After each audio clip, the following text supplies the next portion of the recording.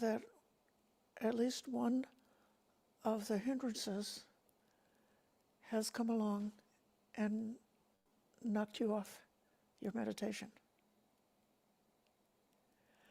So, right in that moment, that one's connection to the object of meditation like wavers a little bit or starts to slip or something like that, if you're really alert, if you know what the hindrances are and how they manifest for you, you can spot that hindrance. Maybe it's just on the horizon. It hasn't really ruined your meditation yet. And just by seeing and being aware, that hindrance can become just like a passing cloud that doesn't really create a disturbance. It's just something that comes through. Or if the hindrance takes hold of the mind and overwhelms the mind, then you lose the meditation. Then you have to know how to dispel that hindrance. I'm not going to go further with the instruction about this, except to say that the hindrances are sensual desire, often manifested in meditation by daydreaming about some kind of pleasurable thing, and then ill will, and then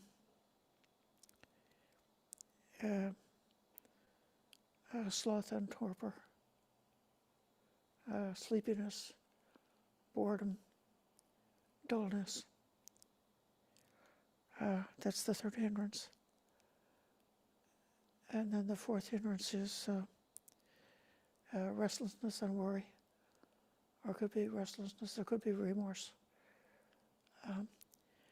And then the last of the hindrances is doubt, sometimes called skeptical doubt, or it could be manifesting as self-doubt.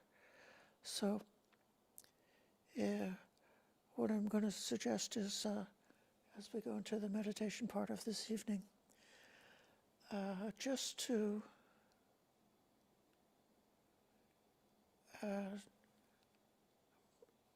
bring up the Brahma Viharas, and I'll be reciting to bring that along.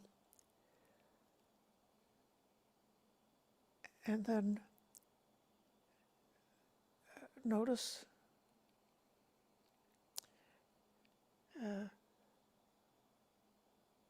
the meaning of these states. It's not just giving lip service, but actually, to the extent you know the real significance of loving kindness, compassion, sympathetic joy, and equanimity, and have a sincere wish for these good states to be there for oneself and for everyone.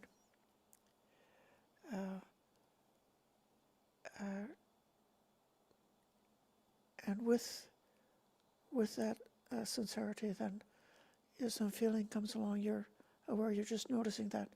You can't make a feeling happen, and the feeling is sort of a side effect. It's the side effect of directing the mind on a certain kind of object.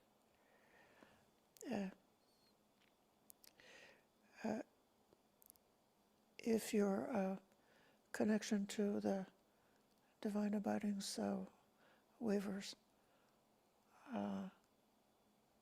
see if it's possible to just notice if any of the hindrances are present. Acknowledge it with kindness. Dismiss that hindrance and come back into the meditation.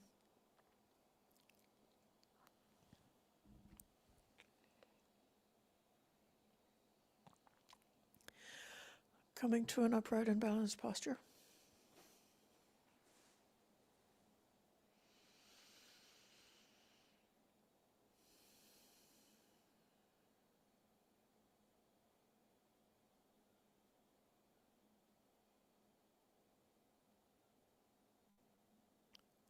aware of the physical body,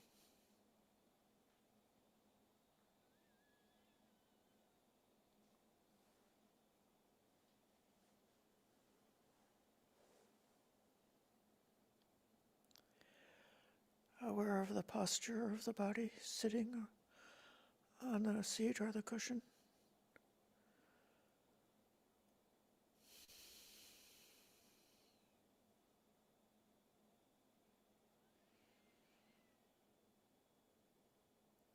aware of the weight of the body pressing down on the earth element, on the seat or the cushion.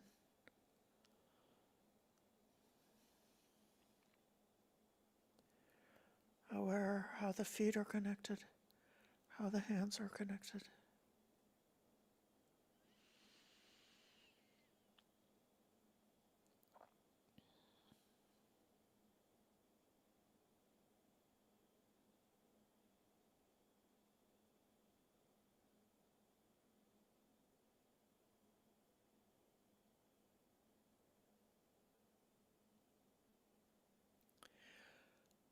Aware of the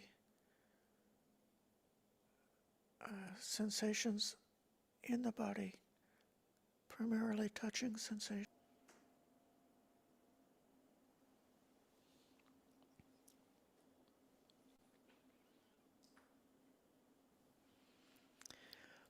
I have a few things to say, but I would be happy to hear how this meditation was for you, or any thoughts that you might have about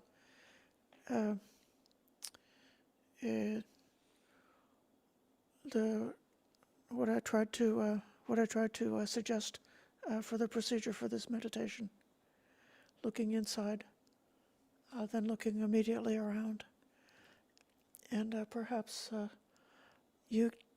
wonder, did anybody get the feeling that saying, "Oh, other people in the room are feeling compassion towards me, are feeling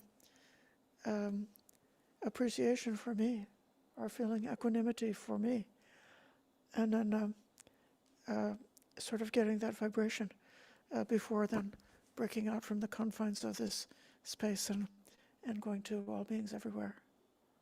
And any questions or reports about this meditation?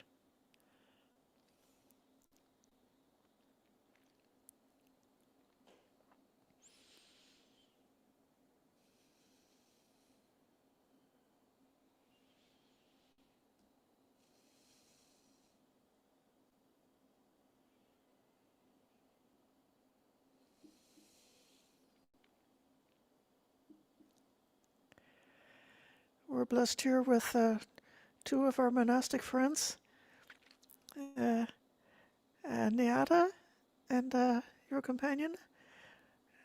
Can you tell us how do you practice the 9 abidings of loving kindness, เข้าใจนะ compassion? เขาถามว่า give me a minute to translate มาราเวเขาถามว่าท่านมีประสบการณ์อะไรเกี่ยวกับการนั่ง meditation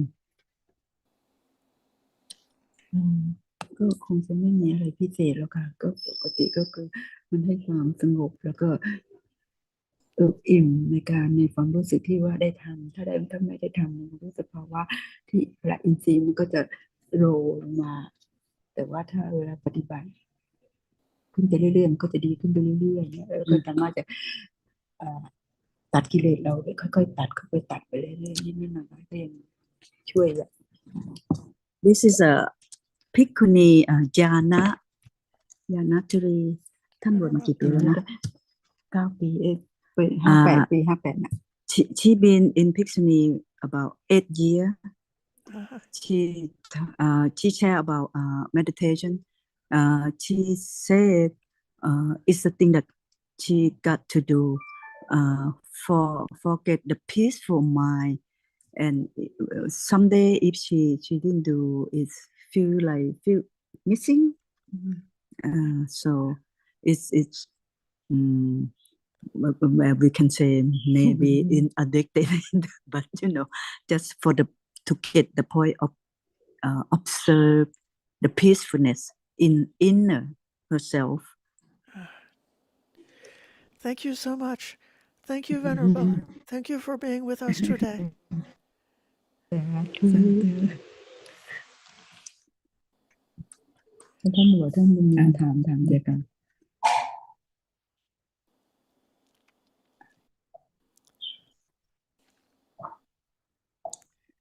I'll see if somebody else has a report or a question about meditation.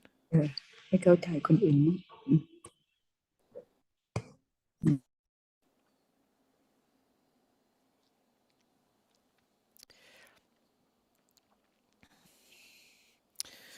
Part of the training that I had with Ajahn Sujato about the meditation was based on the 4 persons, and the idea that different, especially if you're thinking, if you happen to direct the thought of loving kindness on actual living persons instead of simply a general idea about a type of person, it could trigger certain hindrances to come along. And this is actually useful, because when we see the hindrance that's aroused by thinking about a certain person or a certain kind of person, then it's a challenge. We have to find out how to take care of this hindrance and how to learn how to dispel the hindrance in that case. And so it's a way of basically doing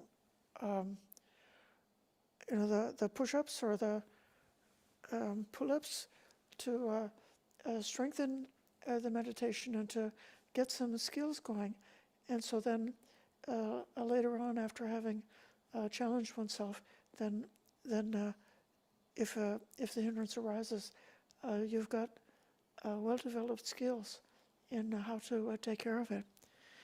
Just for example, this kama chanda, or the sensual desire, could be triggered by thinking of a loved person. If there's someone who's very lovable, someone who's so pleasant, you just like to look at them, you just love to visualize them, and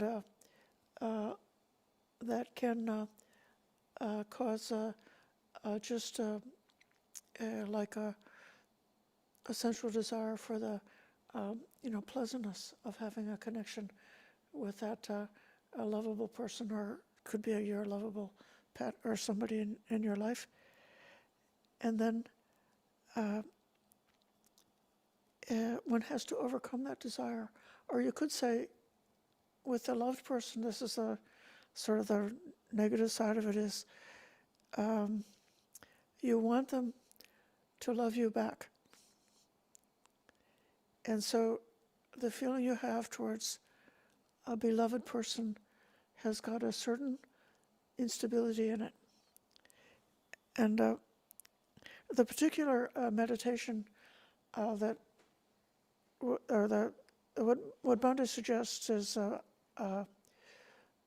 doing a sort of like a preliminary reflection to get the mind like oriented in a way so that that central desire is not going to come up when you're giving loving kindness or compassion for a beloved person. And what he suggests is before starting the meditation for that kind of person, that one would do the death meditation and visualize that person growing old and dying, and then being a corpse lying on the ground, and then having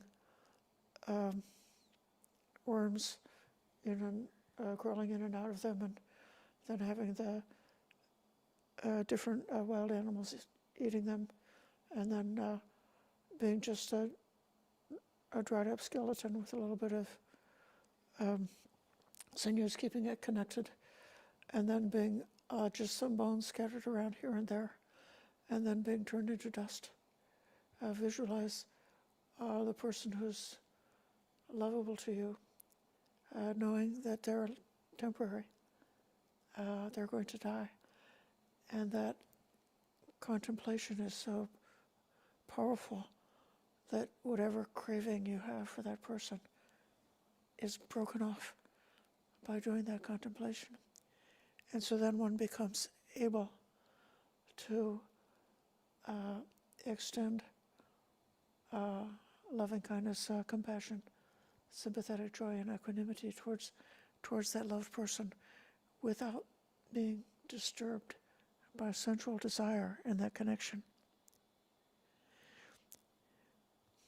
I'm going to call back on Niada. I've forgotten what is your monastic name now?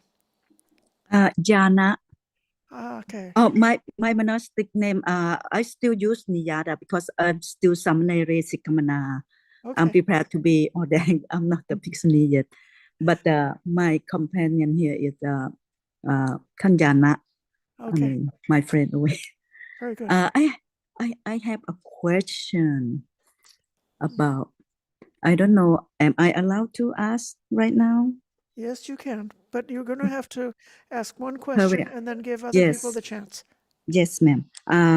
My question is, as know that we have level of meditation, and we have more than 4, but basically we are just gonna talk about 4 level of meditation. The first, the third, the second, the third, and the fourth.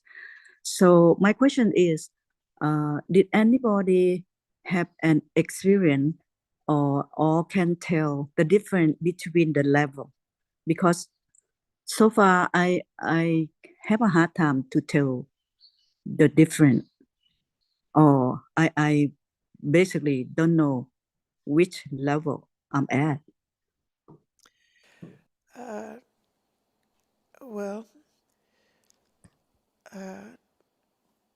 to my understanding, if a person learns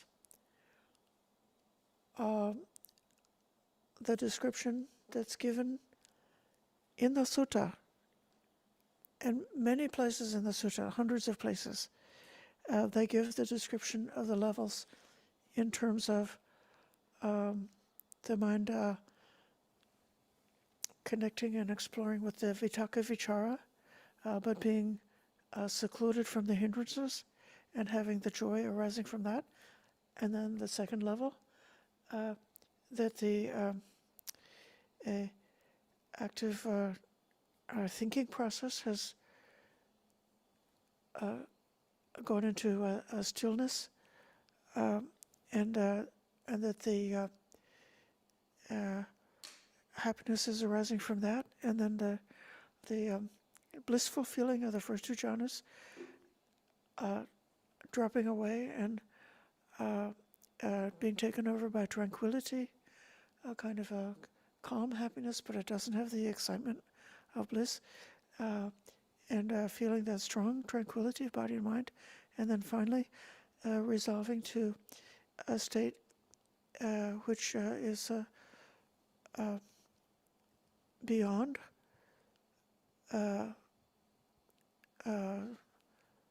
like and dislike, sorrow and pleasure and pain, joy and grief. So the mind which is like not able to be touched, whether by physical pain or by mental pain, and also withdrawn from getting involved in pleasure, whether physical pleasure or mental pleasure, but just in that neutral state with extreme amount of clarity. So by having a teacher who knows and talk to people who, teachers who practice the jhana and are experienced in teaching the jhana, they may be able to give some tips. But my understanding is it is possible to very clearly know what level you are at. That's one of the characteristics of the jhana is mindfulness. So in jhana, the mind should be so clear, even though it's still, and even though it's in silence, it's not that you became a zombie who doesn't know anything. You should be experiencing a tremendous amount of clarity and be able to like see exactly what's going on and to recognize what state you're on. But you might not have the language to describe it if you haven't learned very thoroughly about how the different levels of the jhana are described by the Buddha and what the significance is. This is beyond the scope of today's course because I think most of the students here might or might not ever be able to get into even the first jhana, not to mention access concentration. But at least if we practice the divine abidings, it should be possible for most of us to at least obtain access concentration and possibly to enter into the first jhanas based on these divine abidings. So that's all I can say about this for now. It's not a very complete answer, but you should be able to tell the difference. You should be able to find out how and be able to recognize those differences. Okay. So I spoke about how the Kama Chanda can be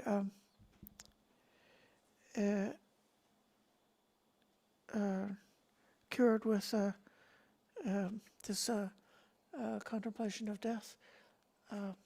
Or you could say, in terms of the Brahma Viharas, it's really the equanimous state that is the greatest protection from the arising of desire. And then Vyapada, the lesson that I heard about ill will is certainly that ill will could be triggered in terms of that four persons meditation, which is one of the other ways that the divine abidings are practiced, is towards the dear person, the neutral person, towards oneself, towards the dear person, towards the neutral person, and towards an enemy or the difficult person. So then this vyapada or ill will could be triggered by the thought of an enemy. And this is why it's a useful practice to try practicing the Brahma Viharas specifically towards your enemies, towards the people who are difficult, towards the people who make you feel upset.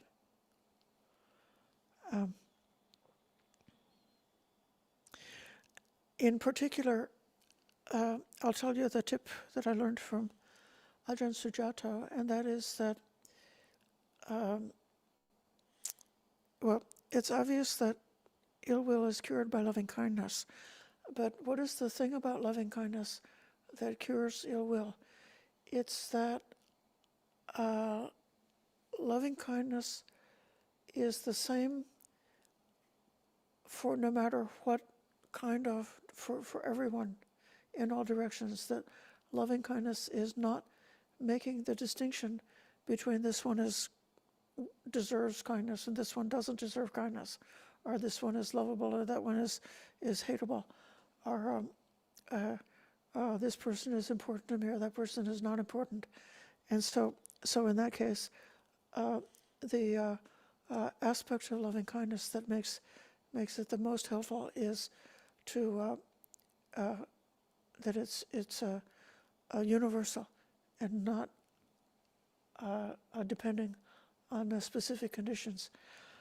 I'm trying not to say that loving kindness is unconditional, like unconditional love. We say that meaning we love you no matter what you do. But it's also true that loving kindness is conditioned. It's not conditioned by whether or not you deserve kindness, but it's conditioned by whether or not you have listened to these teachings and understood these methods and made the effort to practice this meditation. So those are the conditions for practicing loving kindness. In order to have loving kindness for the person who you experience as being either an aggravating person or a frightening person or somebody who, I hope you don't want to harm anybody, but if you wanted to harm somebody, if there's a person that you wanted to harm, that person, the trick is first to develop the loving kindness towards yourself and towards the lovable person and towards the neutral person, so that you've got a lot of momentum with this loving kindness practice. So even the feeling of loving kindness is present, like in the physical body. You might have some endorphins happening in the body, which is causing physical pleasure or physical tranquility to happen. You may feel very relaxed and calm in the body because of practicing loving kindness and those other kinds of targets where it's easier. And then regarding that difficult person or that enemy, just bring in their name, but don't think about them. Don't get involved with thinking about why they're so dangerous or so dislikable or so difficult or so aggravating. Just put their name in. So you've got the state of loving kindness, and it's manifesting in the body, and it's manifesting in the thoughts towards those other people. And all you're doing is you're just taking this one and just putting that in, just put the name in, but don't think about their qualities. Just wish them kindness. So that's the way that metta is an antidote to vyapada. That's different than the way, if you didn't think about it, some people could say, well, how is it possible to be, aggravated or angry with somebody and then just go from that to love? Unless you're not in a love-hate relationship or something like that. But it is possible sometimes with someone who's triggering like that to kind of have a way of stepping down, calming the mind, and gently, gradually reducing the aspect of triggering and becoming more equanimous. Equanimity is also an answer to hatred, because you will have practiced being able to tolerate unpleasant feelings. So the same way, like with sensual desire,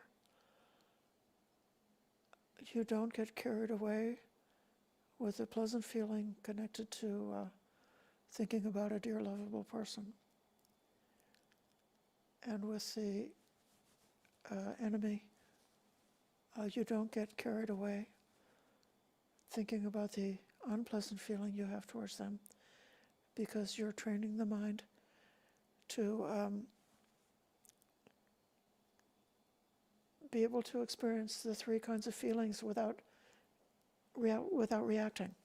You've conditioned yourself so that you can see the unpleasantness in a pleasant feeling, you can see the pleasantness in an unpleasant feeling, and you can see both of the feelings together, so that the mind just in a certain kind of way stops caring, that you don't have the impulse to get more pleasant. You don't have the impulse to get away from unpleasant. You're just able to be there and say, okay, that's pleasant. Okay, that's unpleasant, without taking up the disturbance about that. And so it's that kind of equanimity that helps overcome anger. Now, sloth and torpor is triggered by a neutral person because you could care less about them. That's why they're neutral to you. And so it's hard to have the energy.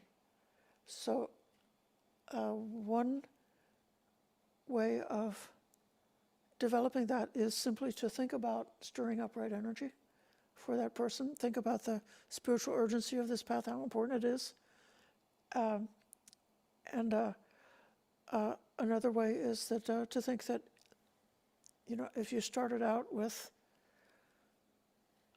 especially with a dear person, the happiness of the dear person, there's a certain energy there, and then you can bring that energy in and extend that energy towards that neutral person.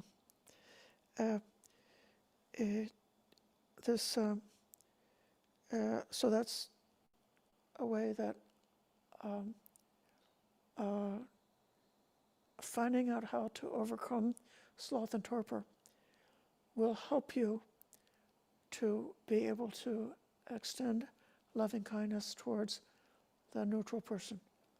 It will help you to find enough energy to care about each and every person that you might, that your mind might encounter. Restlessness and remorse.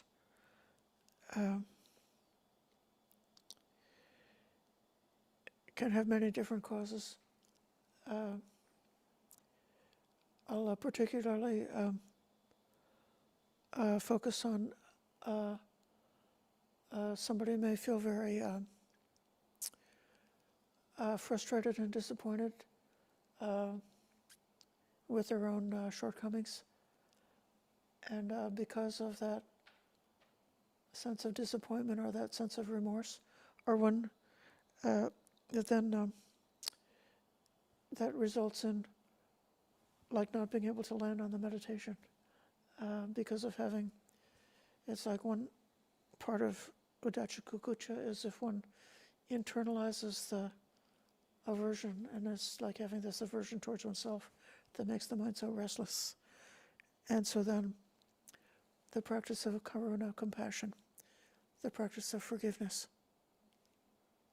allows you to, you can see that, dukkha is there. Visualize or imagine that person can be cured of the disease of craving, that I can be cured. And then that practice of compassion overcomes restlessness and remorse.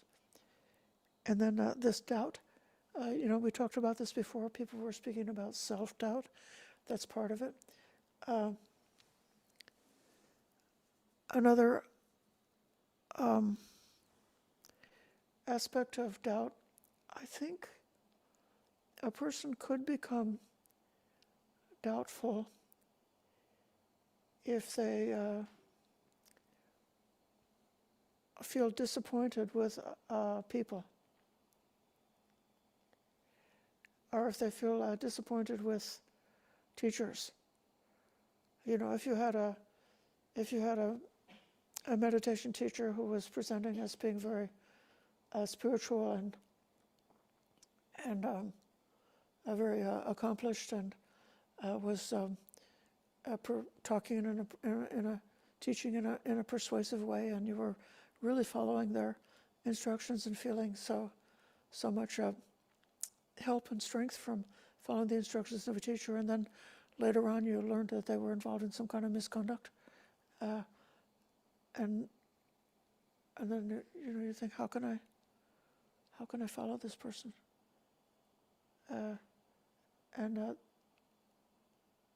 Or even like the whole enterprise that we're involved in. If people look at like our Buddhist culture or something like that, or Buddhism in general, and with a critical mind and see some shortcoming.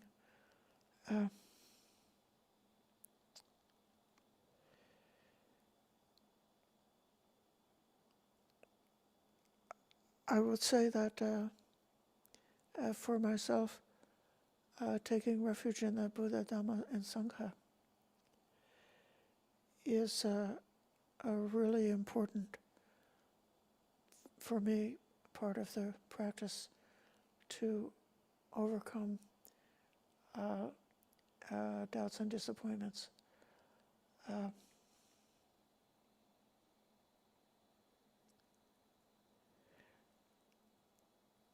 I'm not quite sure which one of the 4 Brahma Viharas is the most powerful to overcome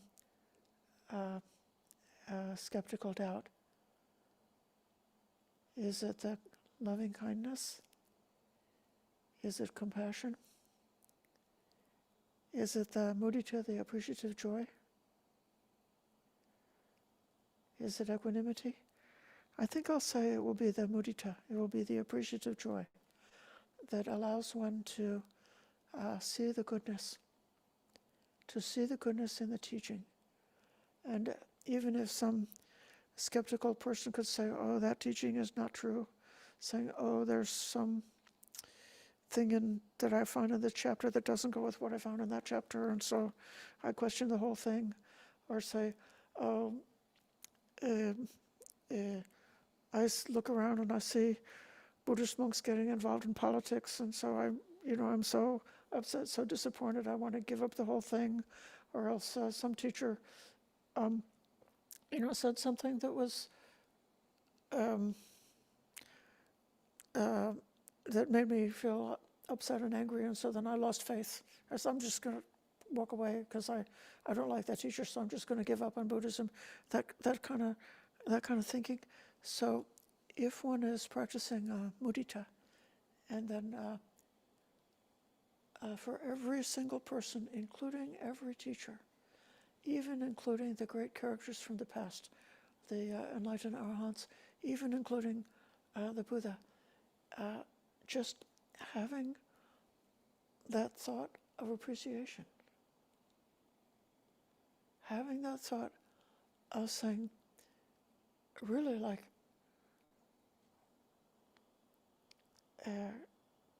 how skillful, how wonderful, how marvelous that the Buddha was able to enunciate the Dhamma so clearly and to teach different people. How wonderful that my friend can help me from time to time, even if they don't always have the answer. Sometimes they do.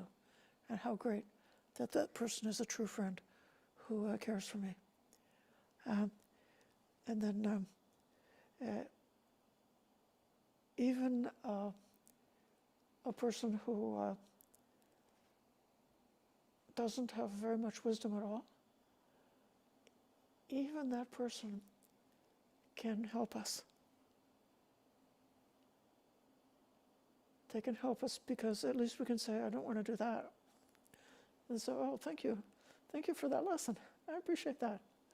And so having appreciative joy, taking time to just bring that smile and to find the goodness in each person, that may be one answer to doubt. So this is kind of like in meditation, you wouldn't be so cumbersome and so specific.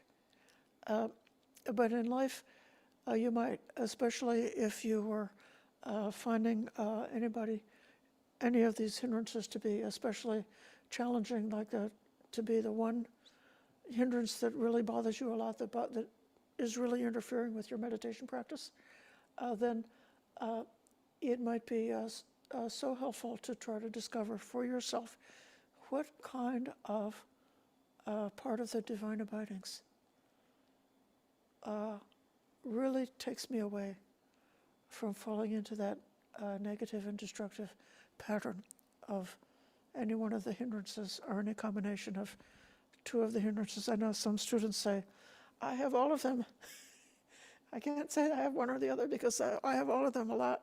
And so then in that case, just take the pleasant aspect of the divine abidings and let the uplifting and the inspiration of that help you to step back and step away from the hindrances.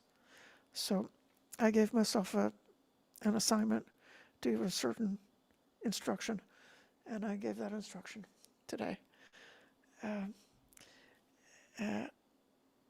We've run over the time, so I think we'll say that's all for tonight, and we'll close with the giving respect to the Triple Gem.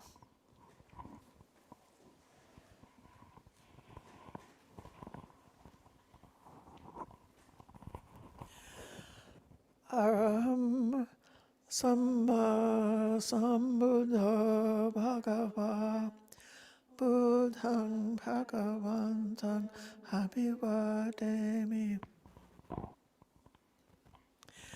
Swakato Bhagavata Dhammo Dhamman Namasami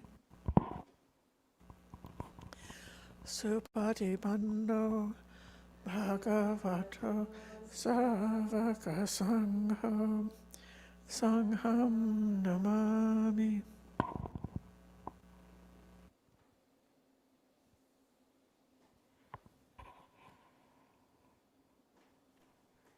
Sadhu, sadhu, sadhu. Thank you, Acha. Good to see you. Good to see you all. Yes. Thank you for your teaching.